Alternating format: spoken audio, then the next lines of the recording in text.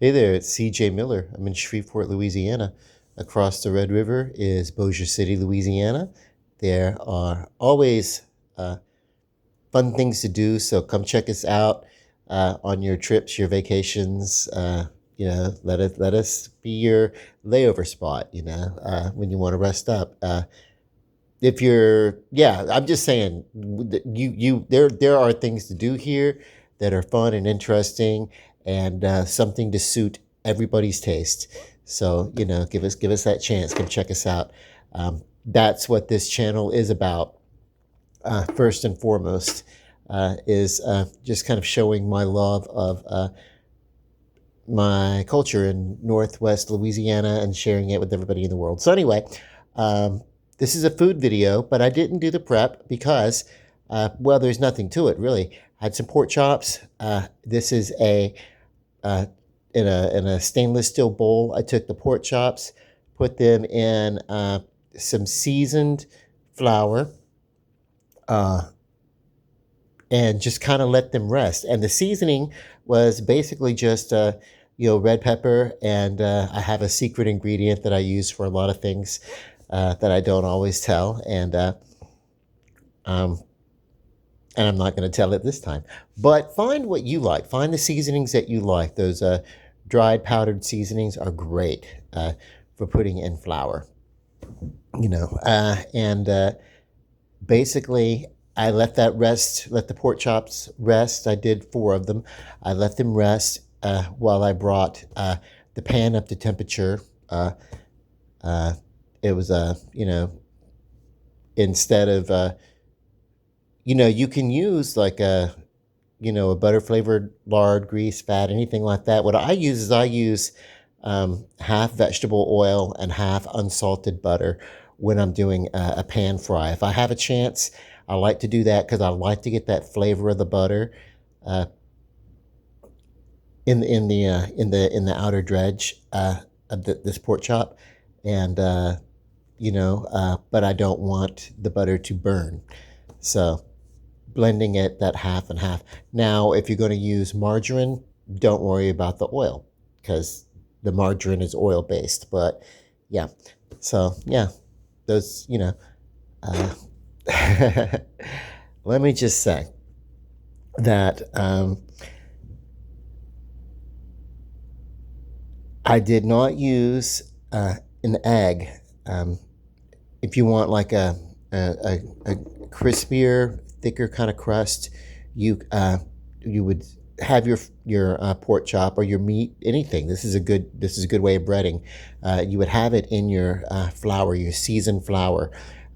Really, you kind of want to like marinate or season your meat before it goes into the flour. You want to get as much flavor into the meat as possible. Pork chops have a fair amount of flavor.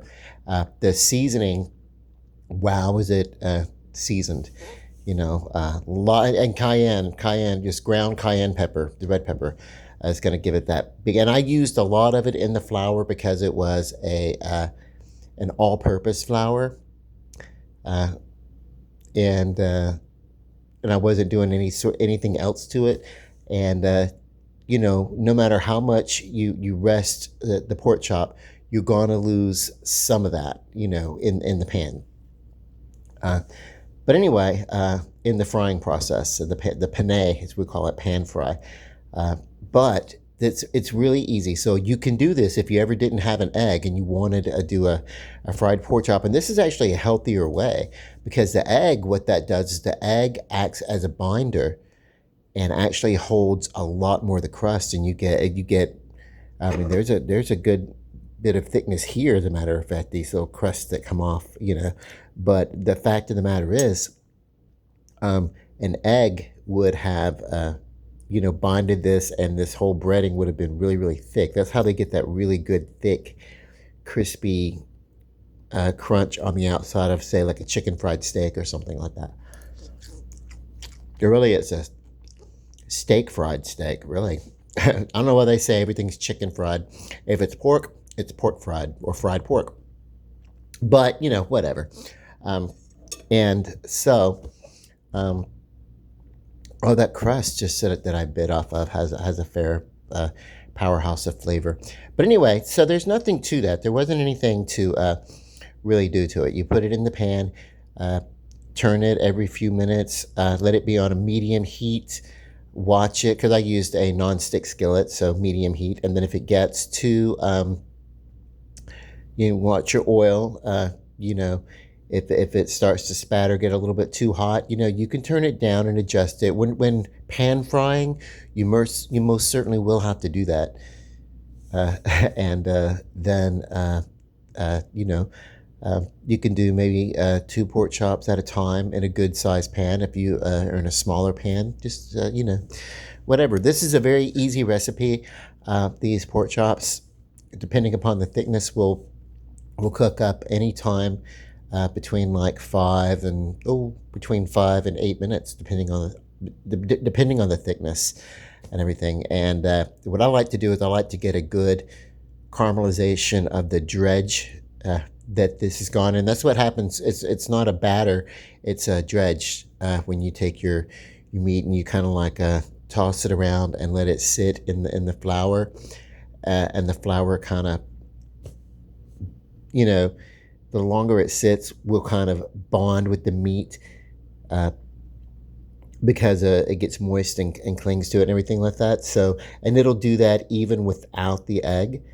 You can still get a good, you know, coating. But if, like I said, if you want a thicker, you know, then you can go back and forth between the flour. And if you really want a thickness, use a self-rising flour that's seasoned, and put your meat in it, and then go to the and let it soak. Let it sit in there for a few minutes, let it bind, like I said. You know, a good 20-30 minutes would be good. Then you can take it and you can put it in a room temperature egg wash, which is a beaten egg with a little bit of milk or a little bit of water or something like that. You know, basically just kind of thin that egg out, so that when you put your pork chop in, you don't just put it in the oil and get like a coated egg fried on the outside. Yeah, a good thing to do is to go, you know, flour to egg and then back to flour, or you can go into your breadcrumb if you're doing breadcrumb. Flour, egg wash, breadcrumb. You can do that too. But this is not that. This is just the seasoned flour, and because the oil was, you know, got that oil gets hot in this particular pan that I use, a Teflon coating. And I think they all perform really well, if they're well made. I don't necessarily know about some of the ones maybe from, you know, like the dollar stores or whatever, but your department stores, they pretty much, regardless of brand, will pretty much all perform quite well, you know, and you can get, you know, a really good crunchy crisp out of it. I just don't have a pressure cooker in the kitchen. I don't, you know, I don't want to deal with that level of equipment. And yeah, I don't want to accidentally explode or something like that, you know. But God, the crust on this. Okay, the pasta, these half moon ravioli, and this is filled with a nice cheese and bacon, supposedly bacon, but it could be bacon flavor, or it could be bacon bit, or bacon turned into powder and put into the thing. And then this is a marinara sauce out of a jar, but it's a really good one. Well, it should be a really good one. It looked like a really good one. It looks hearty and clings. And what I did was I cooked the pasta. This was a stuffed pasta, half moon ravioli. There's another name for it other than just the ravioli, half moon ravioli. I forget, but basically it's a good semolina pasta, and this is filled. But anytime you get like a really, really good pasta, do that. You know. There are other pastas, but if you're doing especially like an Italian food or an Italian inspired kind of food or whatever, because this is certainly not, you know, then what you really want to do is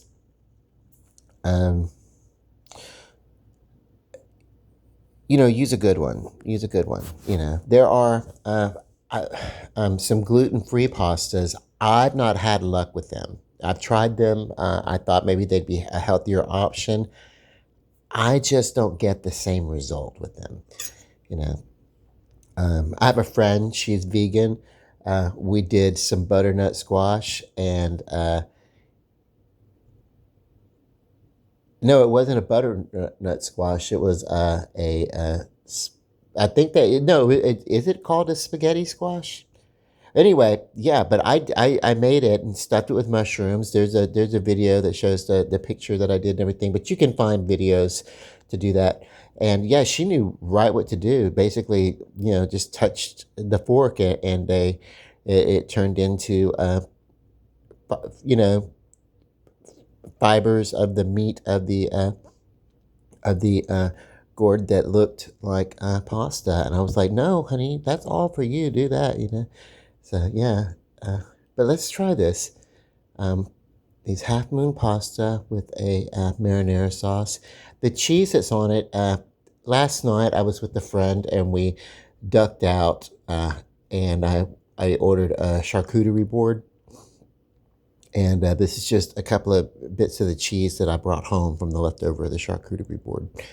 Because it's that restaurant is that we went to is downtown. It's Noble Savage. It's one of my favorites, and we were able to listen to some music. It was my idea. I was gonna cook this meal last night. When we got back, we were just running around, and I was like, we unloaded the groceries and. I was like, I know I said I was going to cook, but I really don't want to. Do you just want to go somewhere? And so we did that. But let's taste this.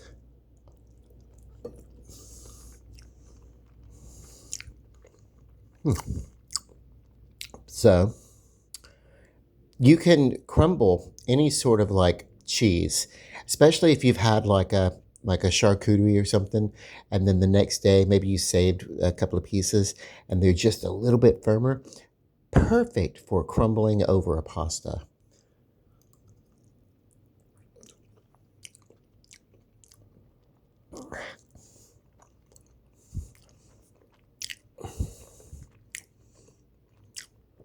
This marinara sauce is damn good. Uh, I don't have the jar. I've already taken uh, the bags out and everything like that to the curb, to the to the depository of the waste. But let's see.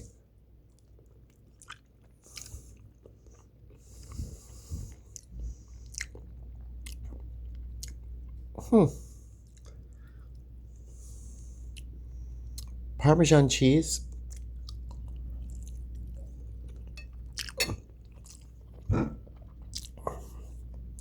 There is an essence of bacon here underneath it all. But it's not like bacon bit. It's like, it is minced up into that minced Parmesan. What would be cool on this? It would be to have your own crumbly bacon. But this is pork, and that outer fat, it's almost bacon-esque, so we'll see. But let me cut into this pork. Hang on.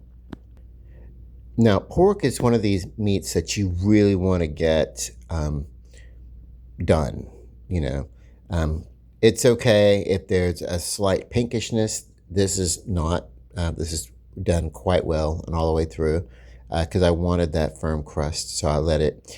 That's one of the things you can do when you're frying. You bring your meats up to get that crust, that color on the outside, and then you can reduce the heat and then give them a turn in the pan gradually and let them sit, and cook slower. As long as that grease, as long as that fat that's in the pan is going to remain hot, even if it's not like a bumbling, sizzling, but you don't want that, your oils and your fats or whatever that you're browning your meats in, you don't want it to cool down. You don't want it to get warm. You want to keep it hot even if you don't want it to get too hot that it's burning your food.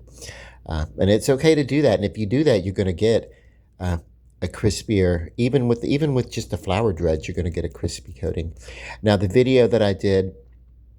last video I did of pork chops, I actually used the self-rising flour and then the egg, and then I did not double dredge. I didn't need to.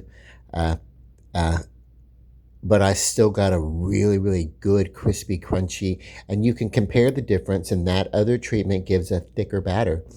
But this one, maybe you want to go a little bit leaner, you want the flavor, but you kind of want to reduce, then you can just do, an all-purpose, add your own seasoning to taste, and don't worry about the egg, as long as you are going to let it sit long enough for the dredging to cling to the meat. But let's taste it.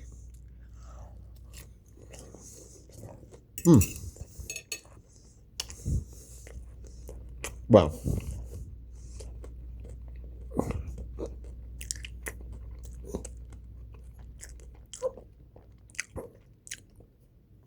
for this lovely coating, these flavors popping through, that you see, the seasonings and everything, they didn't go into the original dredging. What I did was, after I finished and I took the pork chops, you see I get these large crates of cola, those cardboard crates or whatever.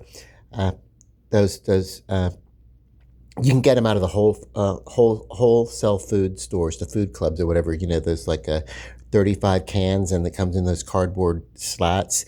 Well, I saved the cardboard, and that is what I use to drain food. Like if I fry food or whatever. I mean, it's you take your meat that you finished and you need to drain it. You set it on that cardboard, maybe on a paper towel or a draining cloth or something, and then let it drain into that cardboard. And that way you can just dispose of that cardboard when you're done with it, and easy cleanup. But yeah, that was something that I learned when I worked in Florida. The cooks in this restaurant, the White Lion Cafe, would drain a lot of fried food. They would literally drain it in that. And it's like, that makes amazing sense. When you have to, you do like put food in like a Fry Master or a Fryolator. Those are two different brands of deep fryers, industrial deep fryers that I know of. There's probably a bunch of others.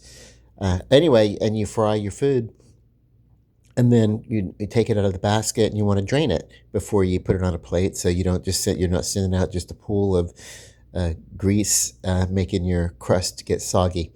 So, yeah.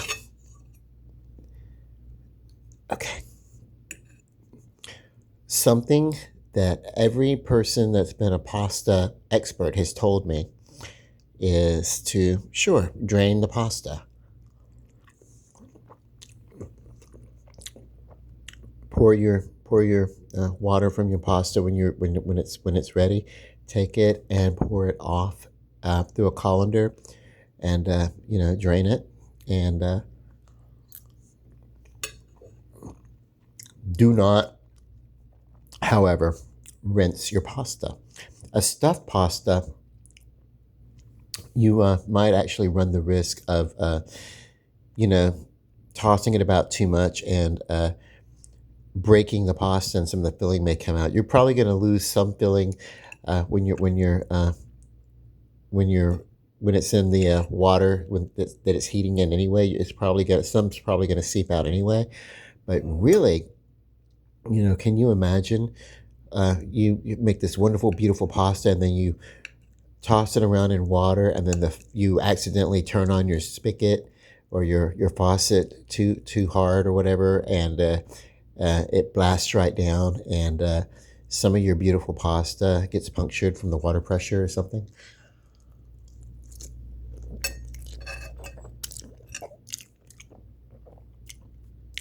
If you must rinse your pasta, you can take your pasta and submerge it in a colander.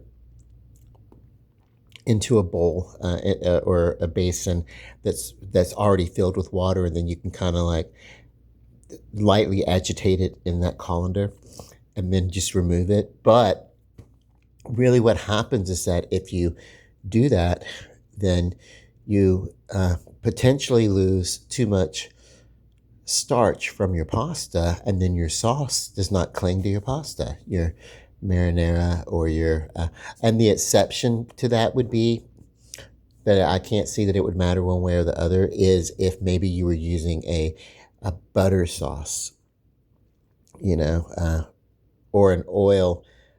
Maybe you're going to take the pasta and toss it around with a little Italian dressing or something like that, and get kind of some flavor that way. That works too, you know, especially if you want to use what I love when I'm going to use an Italian dressing. I always try to get a reduced fat or a fat-free dressing, because what happens is there's a lot less oil, and instead of watering it down, they almost always just fill it up with a whole bunch of seasonings.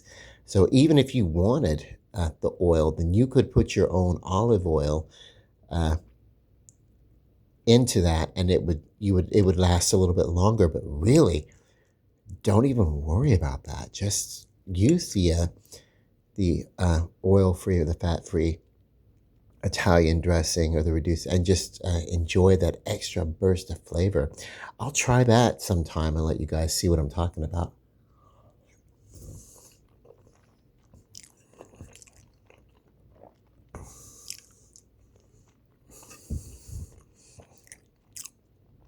Again, these are not healthy. Uh, they're not like, they're very nutritious. They're healthy in that way. I am on a break from my keto regimen because, you know, I go through periods where I'm very, very strict with it. And then I go through periods where I kind of get a little loose with it. And then I go through periods where it's like, well, I need a break from the keto just so I can do something a little different. So I'll take about a week and just enjoy and do whatever it is that I want. And then I'm all primed to go right back to the keto and be really, really strict and firm with it. So this is just one of these weeks where I'm just going to eat whatever I want to eat, not binge, of course, but like when it's time for meals and snacks or whatever, I'm just going to, you know, be responsible about it. And then I still do a lot of gym and walking about, and I get you know, some physical activity and everything, so that's important too.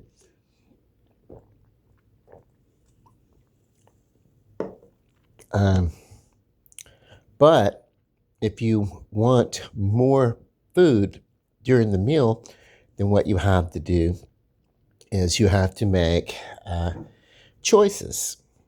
So what you would do here is you would not have the pasta, but you would have like a smaller cut of pork, and then you literally could fill the rest of this plate up with a large leafy green salad and vegetables, and then a very light oil-free. I'm telling you, a good Italian dressing that is fat-free is wonderful. And though there is some oil in there, it's mostly like I'm just gonna I'm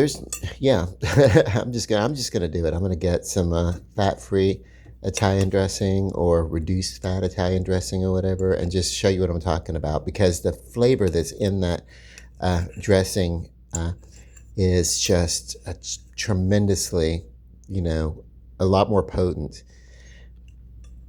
And I love it. Even better, you could take your Italian dressing, your Italian seasonings. That's what I was going to tell you. When I took my pork chop out, and I started digressing, when I took my pork chop out and put it to drain, then I sprinkled it with Italian seasoning and just a really good seasoning salt. Not too much, just to taste, you know.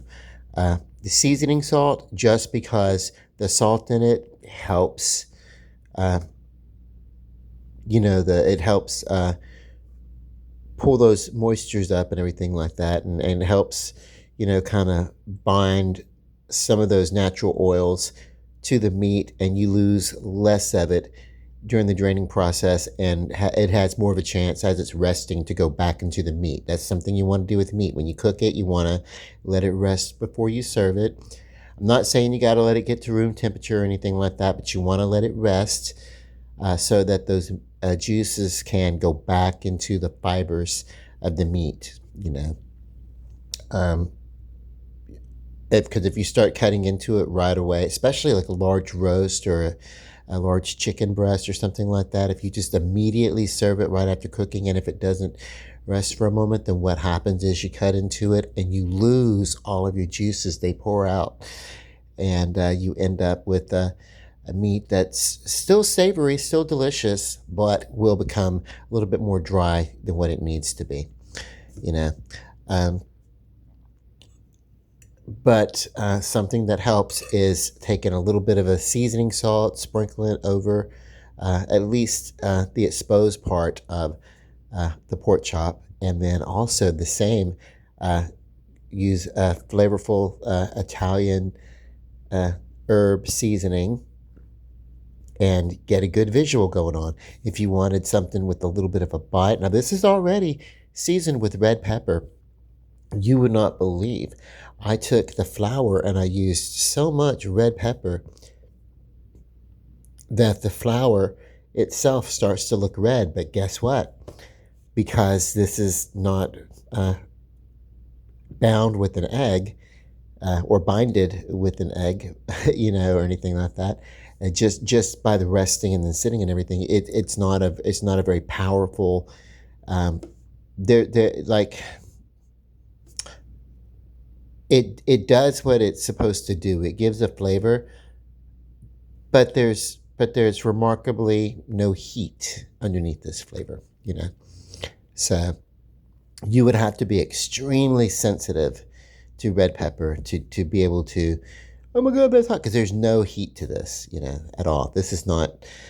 It's in this case, what it does is it adds a wonderful balance to the entire everything, to the slight egg that's in this pasta, even though this is not an egg noodle, but noodles are made with egg. They're a good way to make this kind of pasta is you can take the really good pasta flour, 5 cups to 1 egg, and you beat up that 1 egg and then knead it into that flour, those 5 cups of flour, until it becomes a dough. And then you have to go really, really, really thin. And that's how much flour goes to the egg. Now, if you're basically going to do like an omelet and you're going to have like a couple of eggs or something like that, and then you want to whisk up your eggs, and if you want to remove like a smaller portion of those eggs, like maybe you do like maybe a three egg omelet, and so what you do is you take out the equivalent of a quarter of a beaten egg, like maybe like an eighth of a cup or something like that, then you can get away with making a wonderful pasta using a lot less flour, and as a smaller unit of people, like if it's just 2 or 3 people, maybe you don't need 5.5 cups of stretched out really, really thin pasta, but you can maybe get away with using a lot less because you'd get away with using like just under a cup of of a flour, or whatever for that. But that's basically what it is. It is that 1 egg and 5 cups of really good flour, and then you would knead that together very, very well, and then you would come up with your pasta and the thinness of it and the shape and everything like that does kind of matter. The There's a subtle difference in the flavor. The more you knead something, especially with the flour and everything, you get glutens to get activated and become stretchy and everything. And or the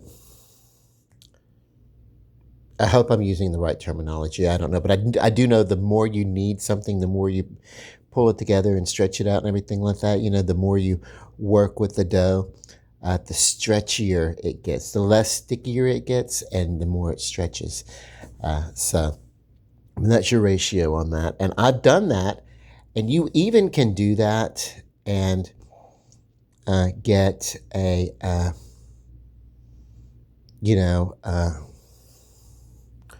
really, really good, that'll translate pretty well into, you can use it in Italian cooking or Asian cooking.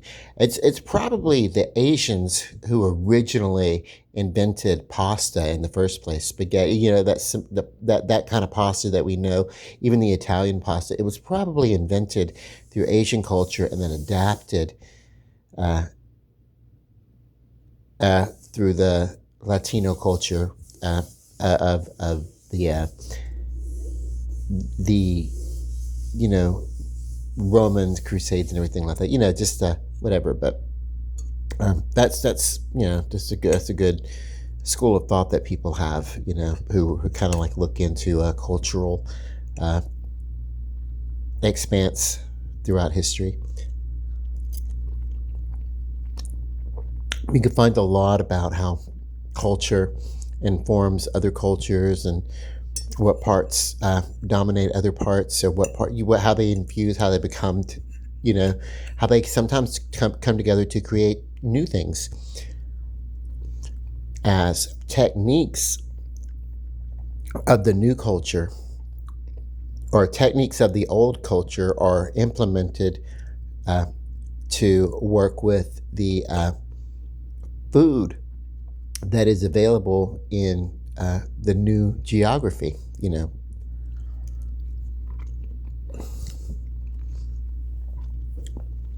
because some seasonings are available here, some flavors, some things are available in this part of the globe that aren't available in other parts of the globe. But those cooking techniques, as people, spread across the globe and introduce cultures, introduce other cultures.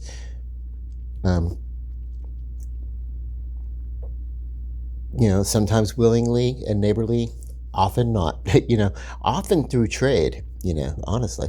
But yeah. Anyway, that's more of a sociology a thing about food rather than political. So please don't think I'm going there with it, But, oh my God, that was a really good pasta. And it does have that, these flavors here, especially, the original dredging and everything that I did, really balances and blends well with the zippiness, the zing of this marinara sauce, and the crumbly white cheese, that sharp flavor of that cheese, and even the Parmesan and bacon on the inside. But also what's remarkably good about this pasta is that it does have, I have a very sensitive palate, and I love to maybe take my sauce and just kind of like daub it around in the pasta, or maybe take most of the pasta in the in the pot after it's drained, and I put it back into the pot. And what I'll do is I'll put the marinara, as I did here, over the pasta, and then put the lid on and just let it steep on top of the stove, not in the heat, but in the boiler that was hot, that I drained, that the boiler still warms it, and then that lid holds that heat inside. And then as I'm finishing my cooking, by the time I'm ready to eat, this pasta is well flavored, and I don't have to worry about further caramelization so I can keep this really bright, brilliant color that's been cooked to perfection by the people who cooked it and jarred it in the first place. I want to preserve as much of that as possible, and that flavor can change if you take like a sauce that's meant that you don't make yourself, but you buy it in a jar or something like that. And if you do more than warm it, you can you know you can